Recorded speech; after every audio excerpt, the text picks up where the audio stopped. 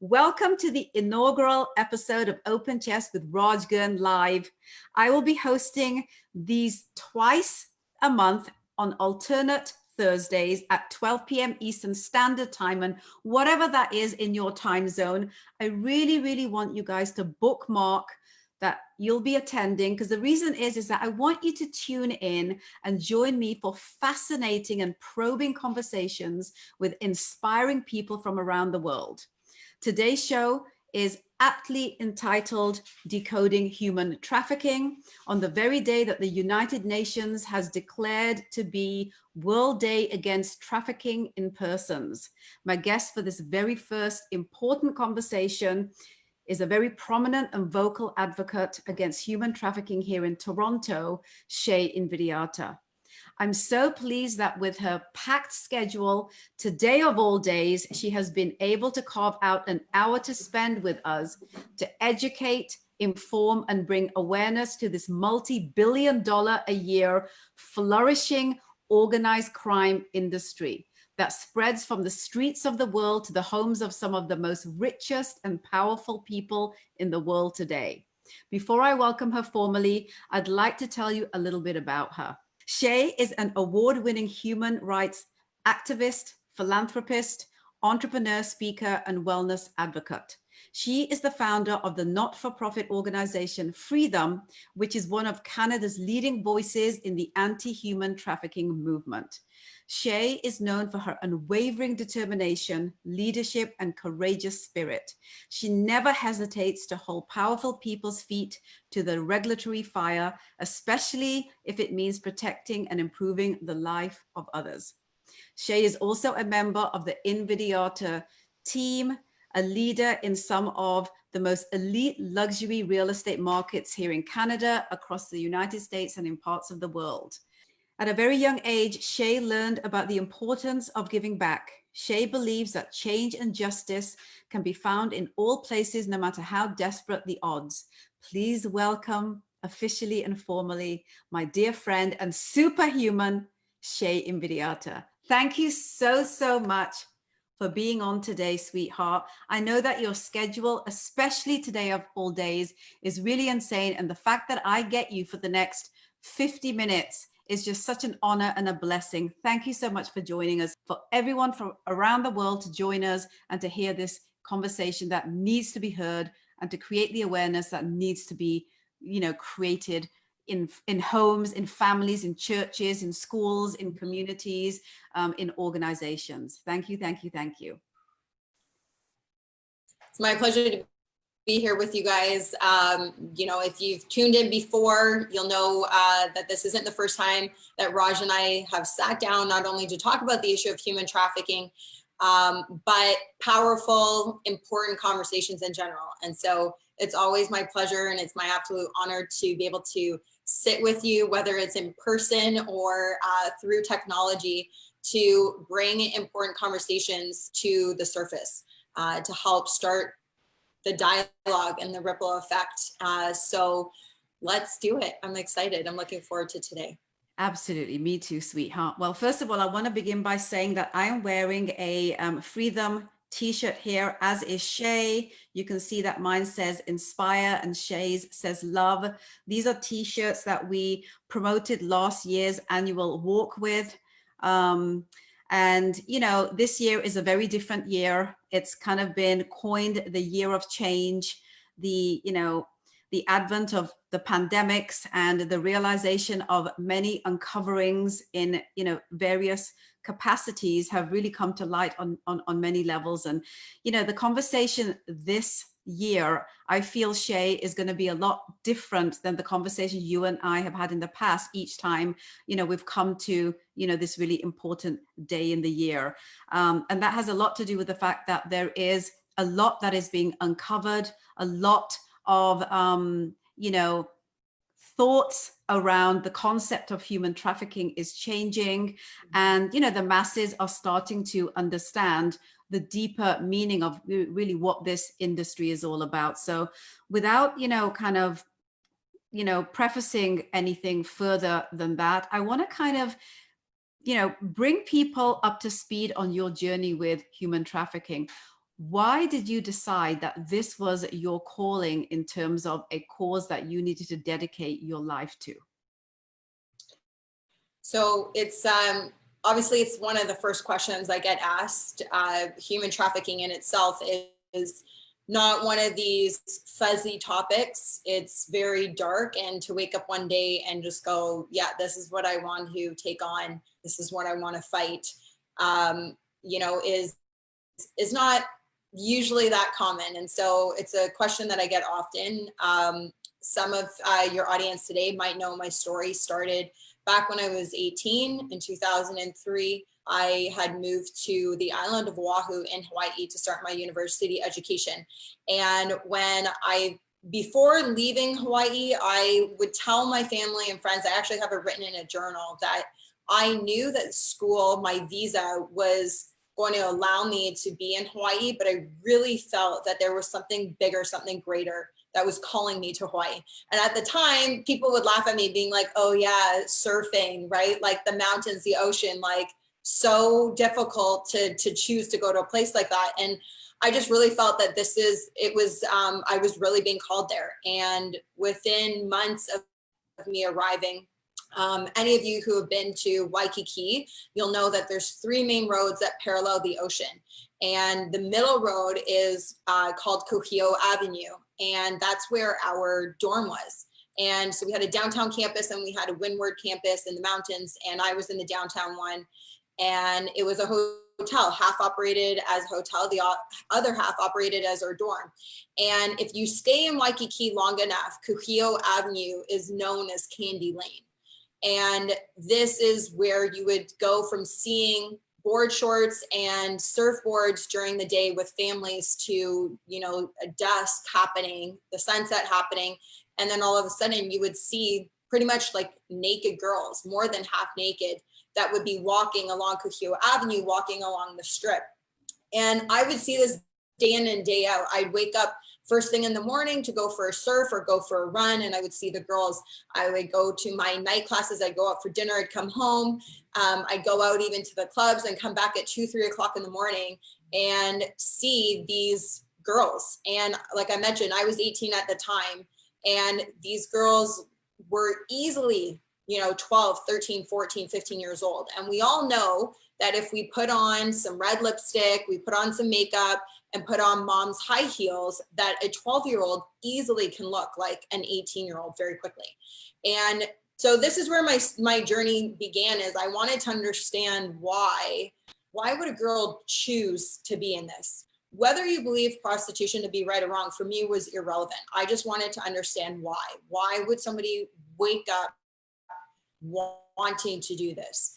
And, you know, I was 18, so I also didn't know as much as I do now. And it started me on this journey of asking questions. And I believe that if you're wanting to ask questions, you need to be willing to listen to the answers and not be argumentative, not debate, but truthfully in a space of listening, of learning, of absorbing.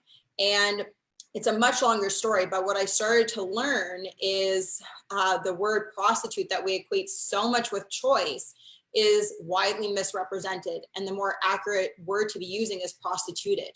And I learned their stories through this. I learned about the forced abortions that they had. I learned about the fake modeling agencies that didn't exist when they showed up on the island of Oahu, the boyfriends that promised them a dream vacation of a lifetime, that when they showed up on the island, it turned into their worst living nightmare.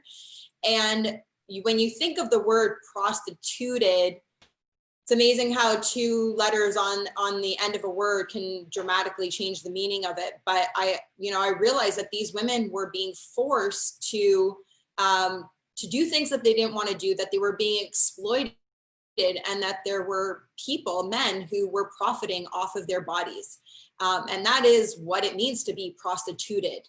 And a more simple word that encapsulates all of that is the word human trafficking. And I actually didn't learn the word human trafficking until I moved to Vancouver.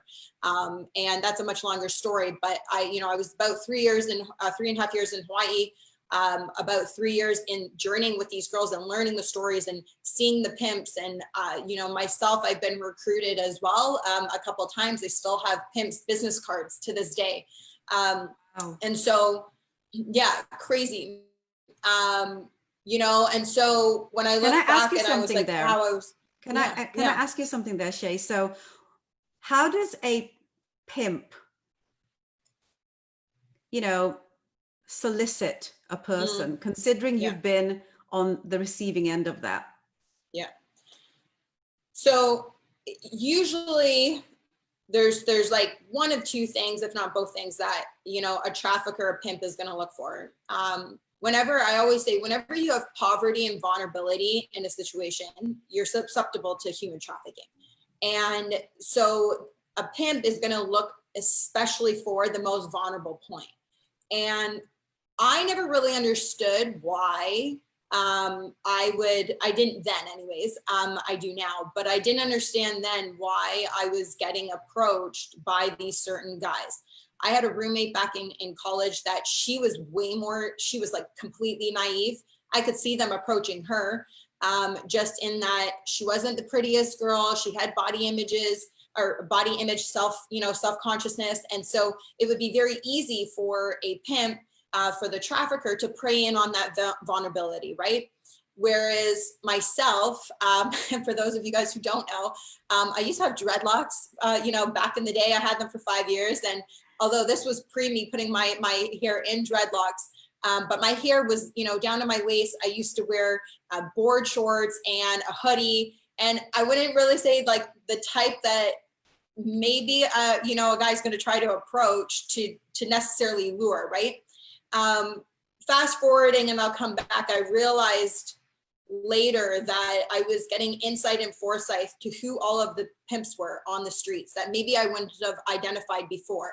And my journey started after that. But going back to your question, it was selling me on the dreams. I got offered to go to the island of Maui for a weekend, which, again, if anybody who has not been to Hawaii, Maui is the most expensive island. There's a couple more that are tinier and can be expensive, but Maui is really known, right, as the most romantic, the most exotic, and expensive. And so I was offered a couple times to go there for a weekend, everything paid for, all my food, my flights, take me shopping. And I got a business card, and on it says property management with 2 red money bags. And I remember back then, I had a potty mouth. Sorry, Mom. Like, she'd be so embarrassed to hear me say that. But, I had a potty mouth, which catered to my backbone of being bold and, all of that. And I just always knew that if something sounds too good to be true, it is. And the other golden rule is that nothing in life is free. And I didn't know then what I would even learn, even in a year's time later, slowly starting to learn. But back then, I was like, this sounds too good to be true, and nothing in life is free. And I also didn't need you to pay for me to go away anywhere. Like, if I wanted to go to Maui, I was thankfully in a position that I could have done that. And so those 3 things, 2 of them being knowledge and mindset, didn't allow for me to be as vulnerable as they were hoping for. And I brushed it off.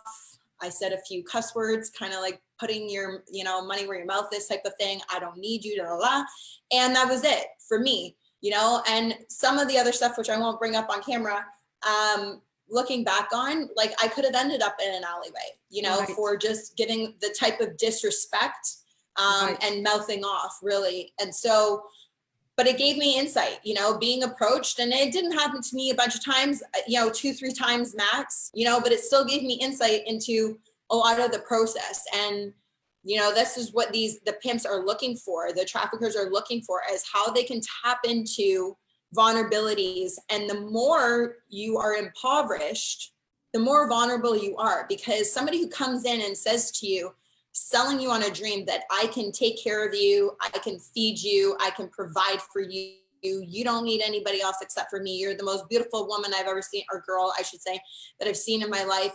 For me, I've got brown eyes. So it's like, you've got the darkest brown eyes. And if it's blue, you've got the most crystal blue eyes, like the ocean. It's that wooing process that happens.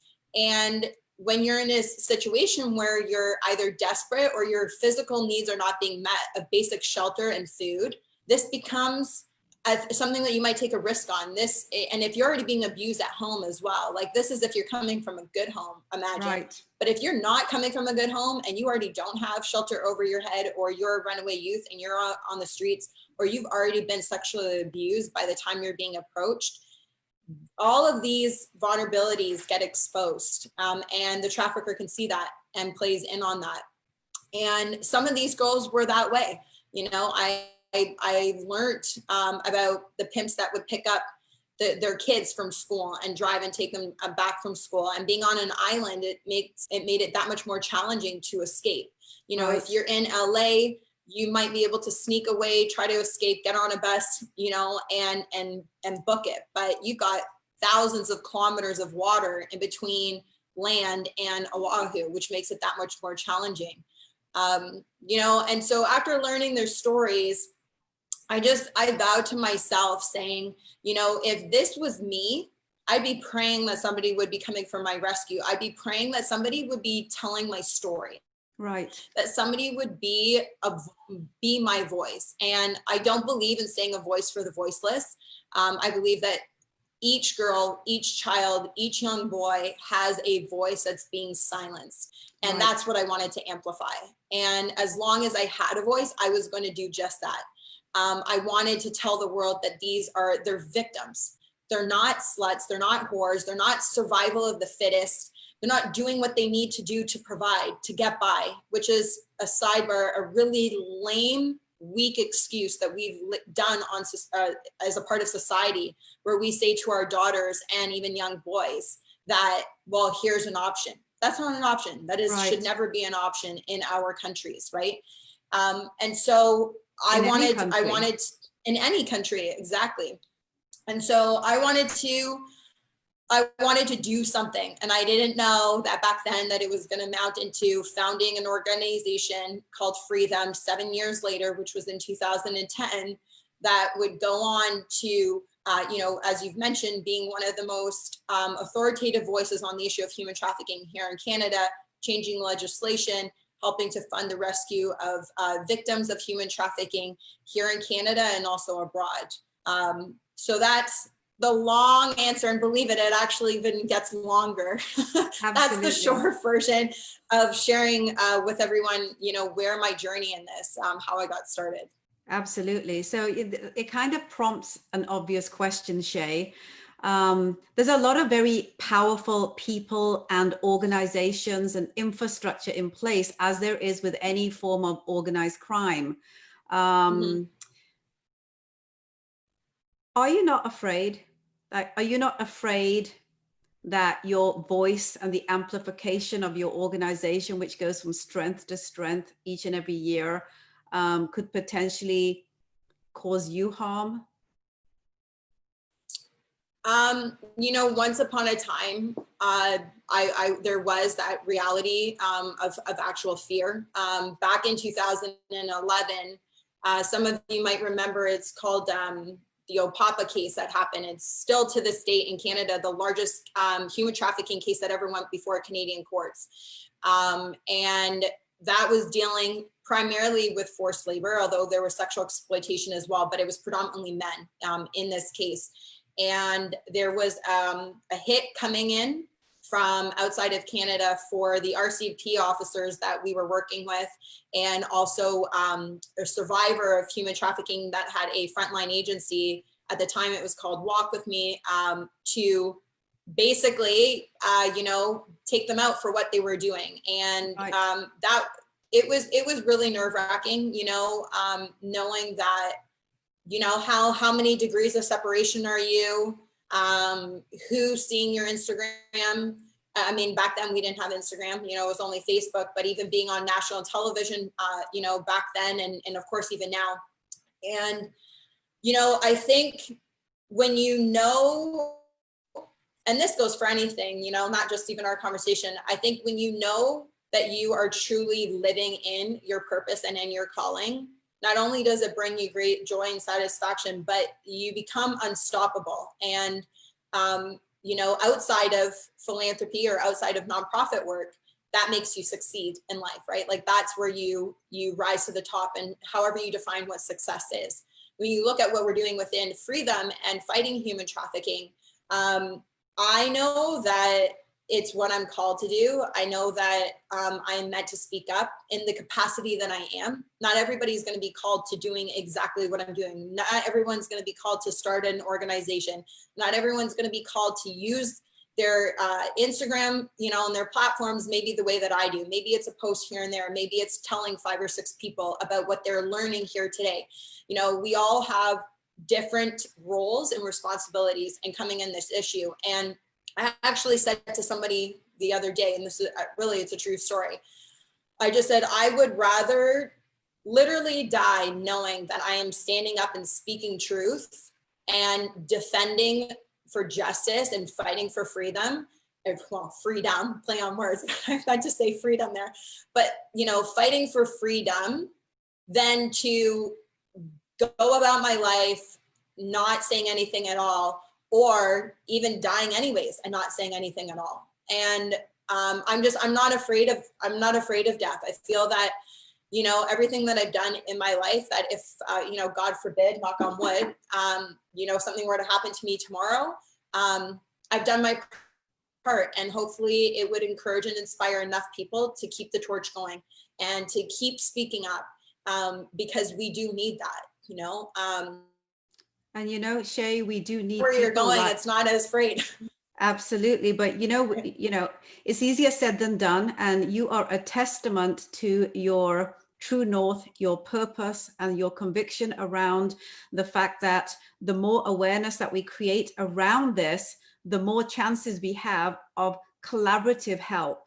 So let's talk a little bit about some information around human trafficking that a lot of people kind of really don't know. I mean, let's kind of really start. Let's start with the fact that you have human trafficking and then you have the word prostitution.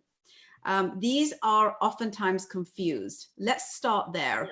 Can you define the difference between the two, if there is one, just so we can be very clear on the definition before we move forward?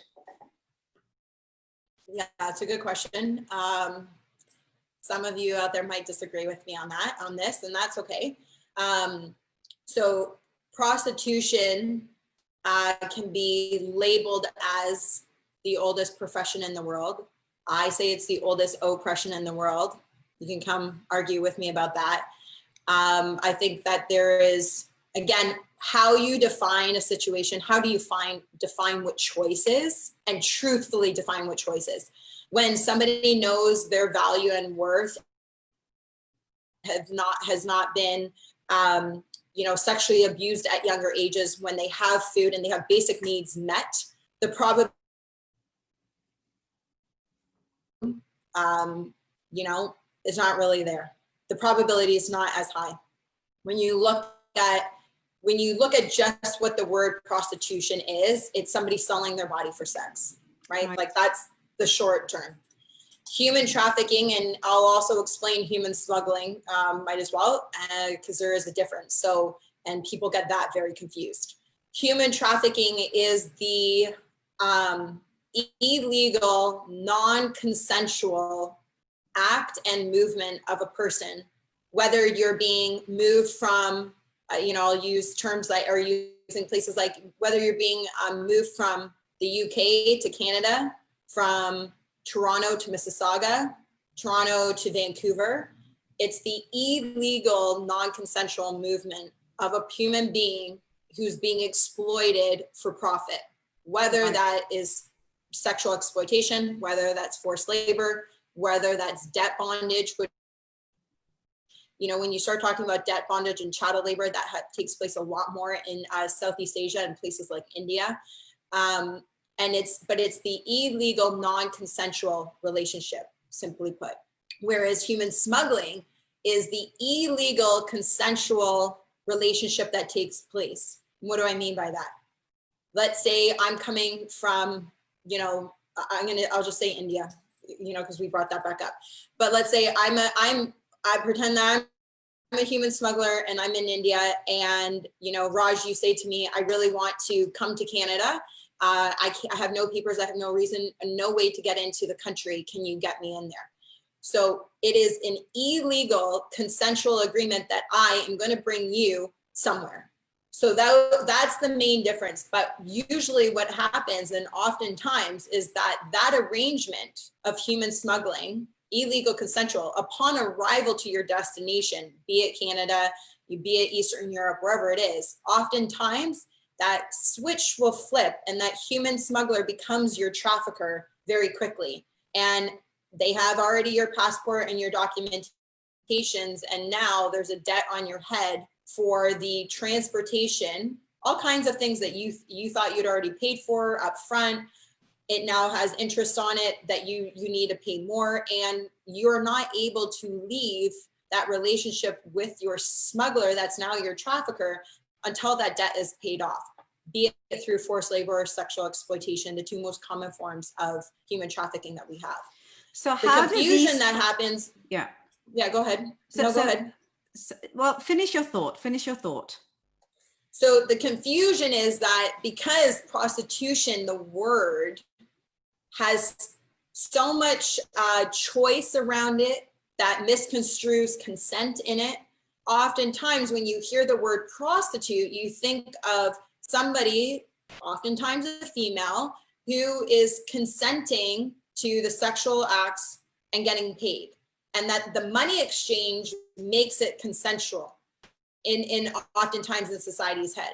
Whereas when you look at what's happening with human trafficking, and we haven't gone into some of these stats yet, but I think it's worth bringing up for this one point, is that the average age of entry into forced prostitution in Canada and in the United States is 13 years old, which means to have that average being as low as it is, you need to have so many kids who are 8, 9, 10, 11, 12 years old to keep that number being an average. So just because a 13-year-old, a 14-year-old, is receiving money in exchange for a sexual act at 13, at 14, at 10, 11, that's not consensual. That is complete exploitation. That's rape. Somebody is paying to rape that individual. And I will argue to my death that that's also never a choice. That is not a choice. Rather, the circumstance chose them. It chose that child, chose that young female. And just because you see somebody who's 18, 19, 20, that might be of age of consent, the most important question is, when did you first, when did you first enter into the sex industry? When was the first time you were sold? When is the first time you received money for being raped? Or, that's a question that needs to be asked, because just because you're 18 or you're 19 now does not mean that you weren't coerced, lured, and trafficked and exploited at the ages of 13, 14, 15, and 16. It's just been happening to you now for 4 years, 5 years, 6 years, whatever. So that's the most important thing that needs to be remembered, is that we are talking about an industry that the average age of entry, and that's just Canada and the United States. You want to go to Southeast Asia, and that number drops down tremendously, almost in half, where your average age that children start to get trafficked and sexually exploited and raped and tortured and abused is 6, 7, 8 years old. So that's not choice. No. And the word, we put out on our Freedom account this week, calling it what it really is. The word child and prostitute should never go together. Those two words never go together. And so there is no such thing as child and prostitute. And again, we hear prostitute, and even myself, when you hear the word child prostitute, you think the child's doing what it needs to do in order to what? Provide food for its family? Like at 6, are you kidding me? Because there's so much choice and consensual language tied up in the word prostitute that it's paramount that we start using proper language when we're talking about human trafficking and even prostitution, because you cannot look at human trafficking without acknowledging prostitution and what is going on. Absolutely. And it's interesting, something that you kind of, picked up on there, Shae, that I want to kind of explore. And that is kind of the difference between someone that is trafficked in countries like North America, where you oftentimes wouldn't think that, human trafficking is as prevalent. And then you look at countries that, Asia, Africa, places like that, where you kind of, think pop culturally that that's where it's going to be. The difference between the trafficked persons, I feel, also is something that we should talk about. You know, why do people get trafficked in one part of the world versus the other? Now, money being scarce in certain parts of the world, even, you know, you hear these cases all the time of even family members, parents using their children as a commodity to bring in money through trafficking them themselves. You hear, and then on the flip side, you hear of people being trafficked in the most suburban, the most affluent parts of the world, North America, of course, where you never ever think that a person would ever have a scarcity ideology when it comes to money. So clearly there's two very different reasons why people get trafficked. Can we talk a little bit about that? Because geography, you know, classism, economy, all of these things, religion, all of these things do factor into the type of trafficking and why people are either forced or coerced into trafficking. Forced is a very different ideology of trafficking than being coerced. Can we talk a little bit about that through your experience? Because I know that you have experience extensively, not just in North America, but also India and other parts of the world. Yeah.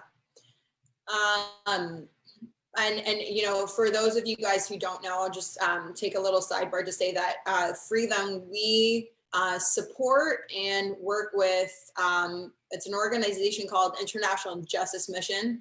They have projects all over the world, and specifically Free Them supports different forced labor and sexual exploitation rescue projects in India, and then also in the Philippines, both of which that I have been there on the ground, on site. I've been through sting operations with them, rescue missions with them in both countries. Wow. And so it's, to your point, Raj, yes, it is very different, yet there's a lot of commonalities. And again, the main driver is going to be poverty and vulnerability. It comes back to that.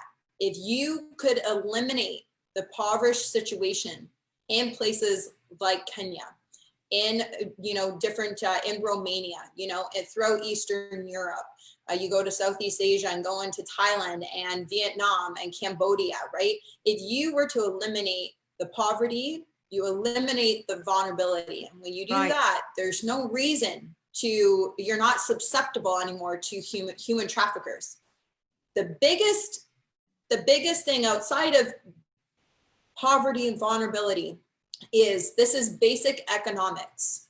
And as much as I will argue and do argue that the body, a human being, is not a commodity to be bought and sold and traded, period, ever. The reality is that when there's a demand for something, there will always be a supply.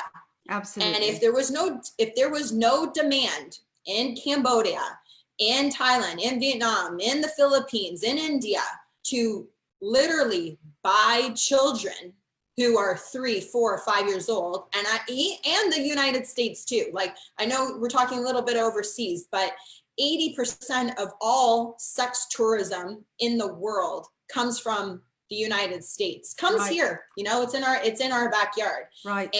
And I hate using the term sex tourism. Again, that's another thing we put on our Free Them account, call it what it really is: pay to rape, pay to molest, pay to torture, pay to abuse. That's what it is. And 80% comes from the US. So as much as there might be, it's more prevalent having these younger ages over outside of Canada and the United States, the demand, 80% of it is right here in our backyards. And so if the demand was curbed and stopped, you wouldn't have parents that could even sell their children. Who's buying them? If people aren't going to purchase them, then they would figure out something else. The selling of human beings is the second largest illegal enterprise next to drugs and arms. And it's because it's very lucrative. You can reuse the body over and over again, 15 to 20 times a day, you know, to be raped and rented out over and over again. And there are, there are many different situations that's super complex when you start asking about a parent who, sells their child to provide for the rest. And it's heart-wrenching. It shouldn't even be something that you and I have to talk about. Right. There's also a lot of traffickers that come into these communities, into these Right. villages, and offer the daughter a job in the big city, thinking that they're either going into the hospitality industry, maybe they're going into the food industry, and the parents genuinely do not know what's going to happen to their kid, but they know that whatever the risk is probably better than the life circumstance that they're living in right now. And so you get a lot of girls, and we see this a lot, even in Asia, where once the girls and the females are being trafficked, they never tell their family what's going on at home, because there's so much shame that then can be brought culturally on that family. Right. And so it's hidden. Meanwhile, this torture is happening, and this exploitation is taking place. So it can become very, very complex when you start looking at necessarily why. But if we were to, like I said, eliminate poverty and vulnerability in those situations, and then more importantly, cracking down on the demand, right. telling purchasers that it is not okay to buy children and to rape them and molest them and do whatever you want with them, you would see this slowly, but you would see it decreasing worldwide. The demand would not be there for that. So you bring up the question too about, yes. Yeah, go ahead. No, please carry on. I was just going to say really quick, because you mentioned force being coerced, and right. that there is a difference. And although terminology wise, yes, there is a difference where, you have somebody who's just being forced, whether they're 6 years old or they're 13-year-old, and that they're in a position that they are being forced. To be coerced has an ill intention already associated with it, that what you are offering to the person in front of you, you're luring them in, and that what you're stating is not actually what's going to end up being. Right. And so a girl that might agree to that, might agree to what's initially being said or the reasons that it's being said, as it changes, does not mean that she's actually consenting. It does not mean that she's now actually agreeing. So to be lured in or to be coerced into something, and then it end up being something else, is almost the same as being forced. It's a very gray area. A very gray area. And the biggest difference is just the point of introduction, right? Where one Absolutely. Is very blunt and at the beginning, and another one is a progression into something that you didn't sign up for. And so, does that answer your question? No, it totally does, Shae. So let's talk a little bit and hone in on North America. This is where we're at. This is where we live. And, I know that, through our conversations about human trafficking, you've told me time and time again that people are always shocked and dismayed at the fact that human trafficking is so prevalent in our quote unquote proverbial backyards. So let's talk a little bit about how is that? How is it that somebody that lives in a very affluent family can get coerced and or forced into human trafficking situations? Those people don't need money. What is the other reason? What are some of those causal effects that, warrant the pull of these types of profiles into human trafficking by traffickers? Right. So there's kind of three different tiers, if you will, to answer this question properly. When we're talking about the average age of entry and looking at children, oftentimes if the child is not actually being kidnapped, gone missing, which in Canada annually we have 50,000 children that go missing in our country. In the United States, it's about 800,000 a year that go missing. Wow. And if that child, with that number for a minute, Shae, sit with those numbers for a minute. It's insane. If you actually look at the population of, Canada versus the States, it's literally the same ratio number, if you really look at it from that perspective. Sorry, I just I was just shocked to hear what you said for a moment. Carry on.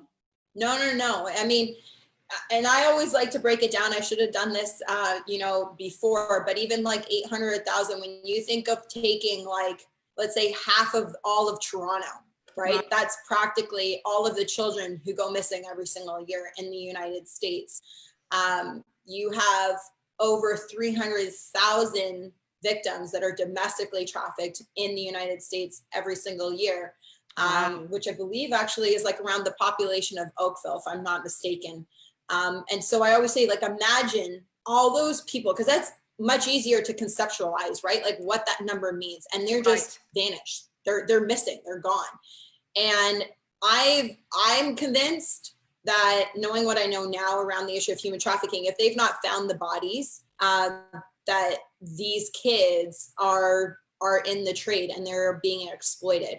And so when you look at, you know, the kids who are still at home under, I wouldn't even want to call it parental or guardian care, because that's not the right word at all in this situation. But when you look at the children, 7, 8, 9, 10, 11, who are still at the place that puts the roof over their head. Right.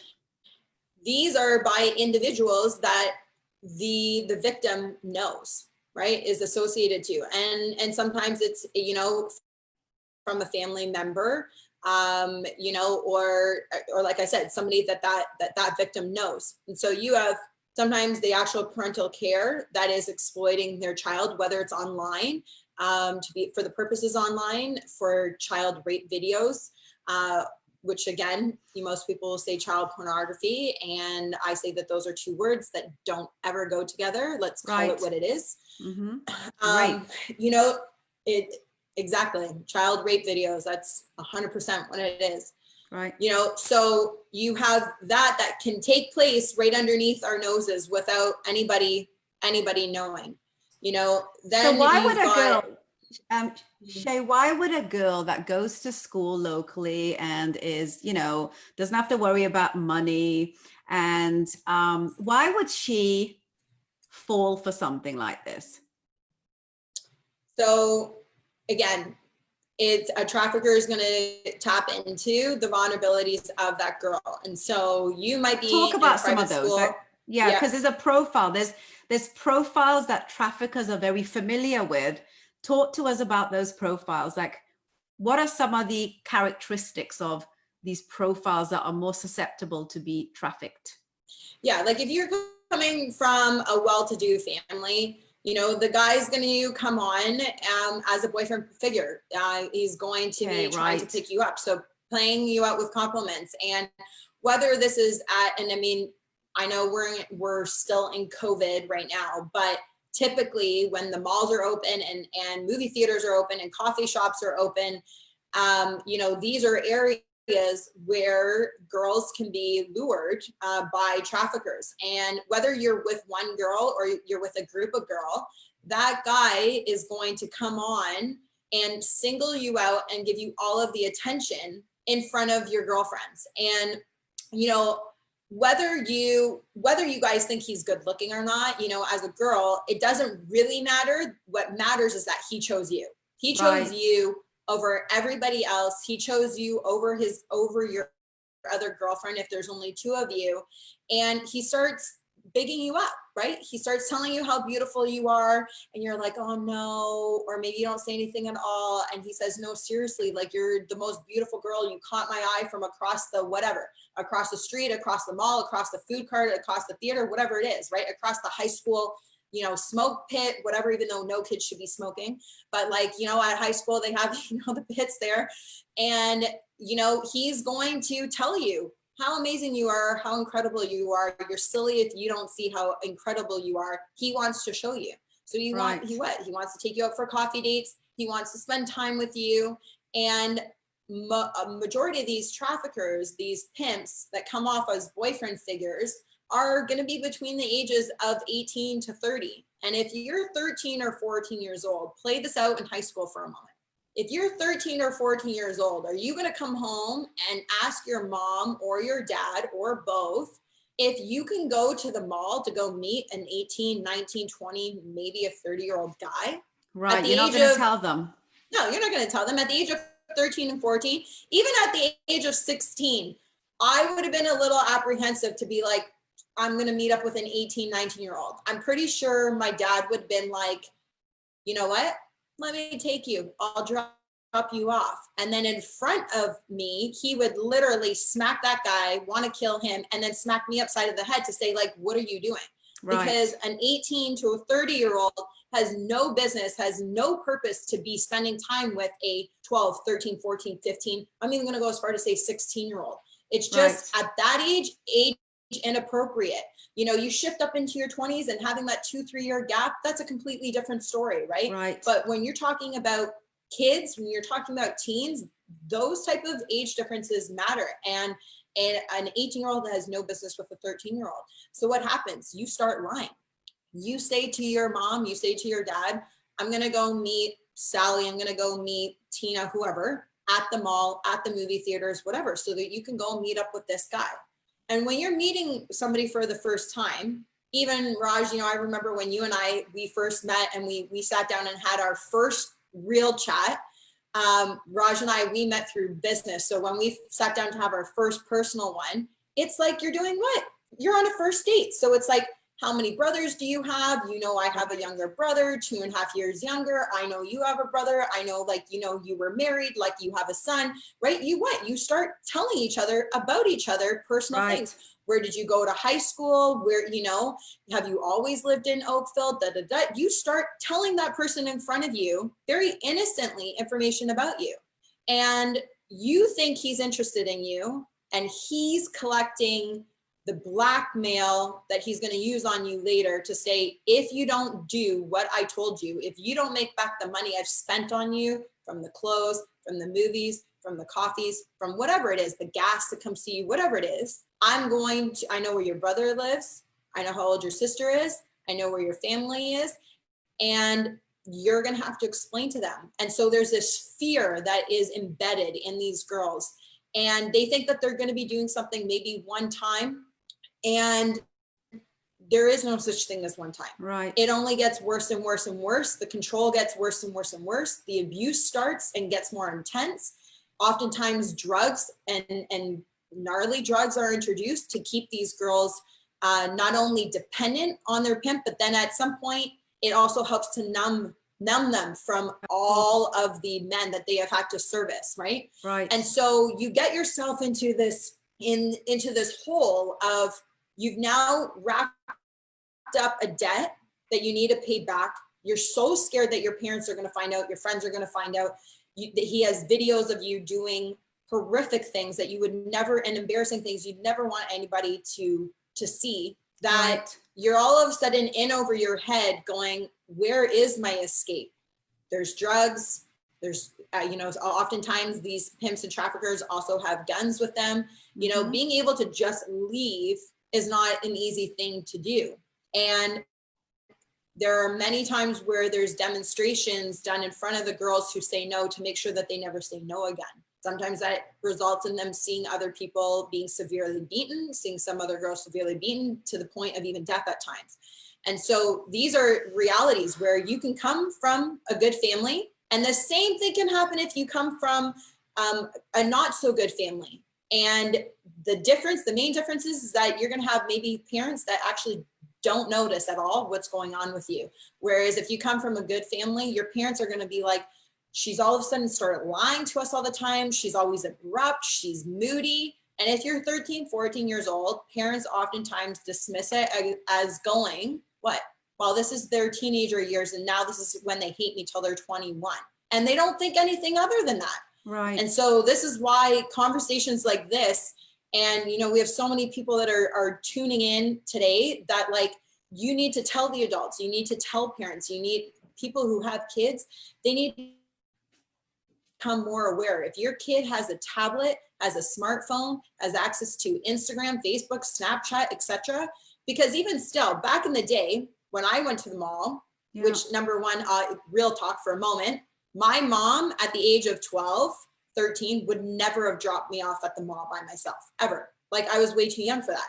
Right. Now, today, you see all kinds of kids in the mall, and their parents aren't there. Their parents drop them off, and it's the babysitter for adults, right? Like, for the parents, it's like, go to the mall for 3 hours. You have your phone. If there's a problem, call me. Because we all know if there's a problem and you call, like, that's going to work, right? Like, at that point, your child is in a lot of deep stuff, and the phone's not going to make any difference, but it's a safety vehicle for parents being like, I can leave my kid because if there's a problem, they'll be able to call and I'll be able to save the day, you know? And so parents need to start educating not just their children, but educating themselves on what's going on. Because even if in the mall that girl didn't give him the number, because that's what he's going to try to do. She's going to try to get contact information, right? And even if it's not a cell phone, we all know half of the people even watching us today, they don't have my cell phone, but they DM me on Instagram, right? Like, we all can get a hold of each other through Instagram, through Snapchat, through Facebook. It's like, you can say, they don't need your email. They don't need your cell phone number.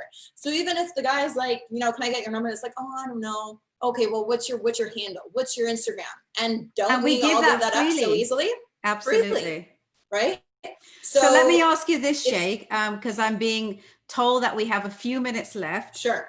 Let me just ask you this. For those people who are feel like they're being trafficked but aren't too sure, for those who feel that their friends are trafficked, what would you say to them? Like, what do they need to do and know? One, I want to say to, you know, anybody that maybe is watching this or knows of somebody that possibly could be in this situation, and maybe you didn't know that it was called human trafficking. We hear this all of the time. Many victims have no clue that what's taking place and what's happening to them right now is actually called human trafficking, and that what's happening is not their fault. They didn't choose this. This is not your fault that this is happening. And later today at 5 p.m., I would encourage any of you guys, join me on my Instagram Live. I'm going to be joined by— Just give everyone your handle. Give everyone your handle. Yeah, Shae Invidiata, very simple. And you're going to hear firsthand from a human trafficking survivor, Taman Nagy, who was trafficked from Hungary to Toronto. But what many victims will say is, I didn't realize that this wasn't my fault. And so that's the first thing I would say to you, is that it's not your fault and you're not alone. And there are so many other people that are wanting to support you through this journey to get help, to feel supported, to start regaining your strength, and come forward, you know. And if you want to reach out to Free Them, we're happy to talk with you. We'd be happy to also put you in touch with some amazing trauma counselors that we work with. But the help is there for you, and you're not alone. So Shae, are there any organizations, any hotlines, any websites? Where can someone go? Just as kind of the last thing that I'd like to leave everyone with. Yeah. So because it's a long number, we do have a Canadian hotline number. You can go on our website, freedom.ca. At the bottom of every web page is the human trafficking hotline. Also Crime Stoppers, as crazy as that might sound, it really does work. I used to think it was Ghostbusters in high school, that it was like something that did not work, but it really does. And you can call in your anonymous tips. So if you don't feel comfortable disclosing your name, you know, details about you, that's completely fine. Call it into Crime Stoppers. And that's in Canada and in the United States as well. In the US, the Polaris hotline, you can go to their website. They have the US hotline. And they do fantastic work. Also, one last organization I'll mention is on Instagram, it's Our Rescue, but it's the Underground Railroad with Tim Ballard. And they do sting operations all over the world and across the USA. So they will also have all of the information for in the US for how to get help if you are a victim yourself or you know somebody that is. And finally, Shae, before we get cut off here on Instagram, where can people donate? If they can't get involved any other way, how can they donate and where? So you can donate through our page on Freedom.ca, we're a nonprofit, so we can accept donations gladly. We just can't issue tax receipts, but if you want to support our work, you can. For today, we are really pushing the Underground Railroad. Tim Ballard's work is incredible, and more children need to be rescued. And so you can link up to that on their website and donate directly so that we can rescue more children who are being exploited right now. Shae, what a wealth of information. So much of what you've shared with us today warrants kind of, so many more discussions. And I feel that what I want to leave everyone with is the fact that, dialogue, communication, discussion is extremely important between, parents and their children. Like that is really the starting point. The fear that a lot of, the girls and the boys have in, letting their parents down, the embarrassment factor. I think that that's the very first conversation that needs to be had. And it needs to be had in every home, in every school, in every church, in every community organization. If you're not having those conversations out there, folks, start having them. That it's really, really important that the most powerful tool that we have as humanity is informed education. So with that, thank you so much, Shae. You are just truly a wealth of information. Please go to freedom.ca, folks. All the information is there. Donate, support, and let's put an end to human trafficking so that we never have to have a conversation like this again. Thank you so much, Shae. And thank you so much, Instagram family. Thank you so much, Facebook family. We truly look forward to getting your support. And I will see you again in 2 weeks with another fabulous guest with another probing conversation. Thank you so much. Adore you, Shae. Thank you, guys. Thank you, guys.